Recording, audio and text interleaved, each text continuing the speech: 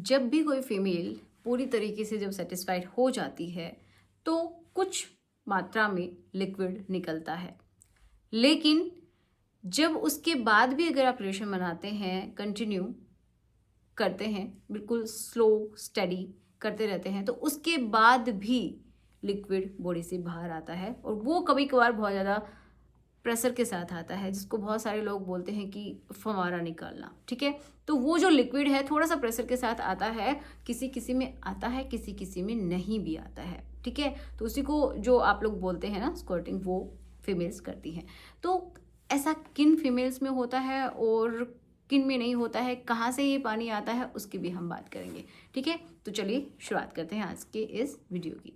देखिए, जब भी आप देखते हैं कि जो फीमेल जब भी आप रिलेशन बनाते हैं तो एक बार एक स्टेज आती है जिस समय जो फीमेल है पूरी तरीके से सेटिस्फाइड फील करती है, लेकिन बहुत बार क्या होता है कि उसके बाद भी जब मेल करते हैं, देखो मेल की अगर उसका लिक्विड बॉडी से बाहर आ गया है तो मेल उसके बाद नहीं कर पाते, उनको एक ब्रेक चाहिए आधे घंटे का, किसी में होता है ये, किसी में 1 घंटे का, किसी में इससे भी ज़्यादा हो सकता है। लेकिन फीमेल्स को बाद में भी आप कंटिन्यू कर सकते हैं अगर उसकी कंसेंट है तो, अगर वो करना चाहती है तो। ठीक है, तो वो कर सकती है, ऑब्वियस सी बात है।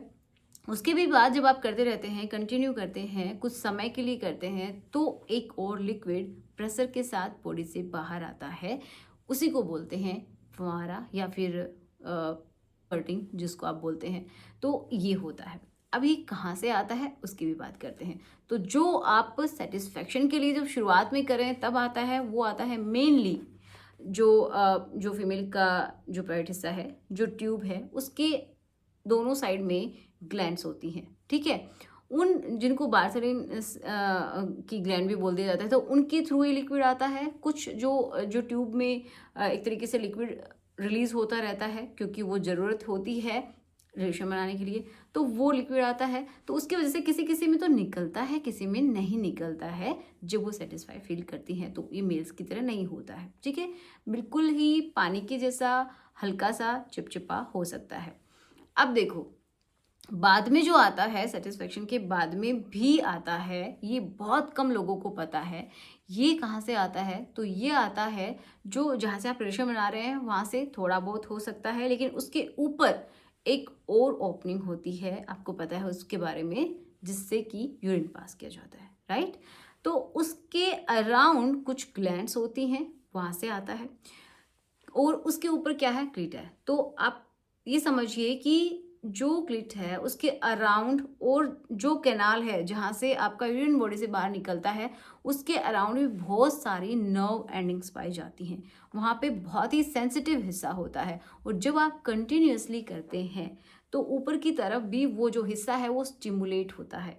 जब वो स्टिमुलेट होता है, थोड़ा सा घर्षण बढ़ता है, जिसकी वजह से क्या है कि वहाँ से थोड़ा सा आप ये समझिए यूरिन की ड्रॉप्स भी हो सकती हैं, कुछ वहाँ के जो ग्लैंड्स हैं उनका लिक्विड भी हो सकता है, और वो बहुत ज़्यादा स्टिमुलेट होने के बाद बॉडी से बाहर प्रेशर के साथ निकलता है बहुत सारी फीमेल्स में।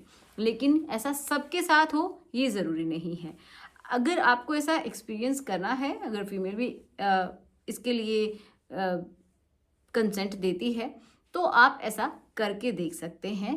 कुछ समय तक आप कंटिन्यू कीजिए, फिर आपको पता चलेगा कि ऐसा होता है या फिर नहीं। तो ऐसा क्या करना है? तो देखिए, शुरू में जब आपकी फीमेल अच्छे से सेटिस्फाइड हो जाए, उसके बाद फिर आप लगातार थोड़े समय के लिए कीजिए, थोड़ा सा गैप लीजिए, फिर से आप कीजिए, तो आपको धीरे धीरे फील होगा कि अगेन फीमेल का जो मूड है वो बन रहा है। और फिर जब बहुत ज़्यादा स्टिमुलेट वहाँ पे जो हिस्सा हो जाता है तो थोड़े से कॉन्ट्रैक्शंस भी होते हैं, और उसी के साथ जो लिक्विड है वो भी बॉडी से बाहर निकलता है। निकलता कहाँ से है वो बता दिया है कि जो जहाँ से यूरिन निकलता है उस ही कैनाल से ये भी बॉडी से बाहर निकलता है, उस छिद्र के थ्रू ही बॉडी से बाहर निकलता है। ठीक है, तो समझ में आया होगा। तो आशा करूँगी कि वीडियो आपको अच्छा लगा हो। तो चलिए मिलते हैं नेक्स्ट वीडियो में। Thanks for watching. Good bye.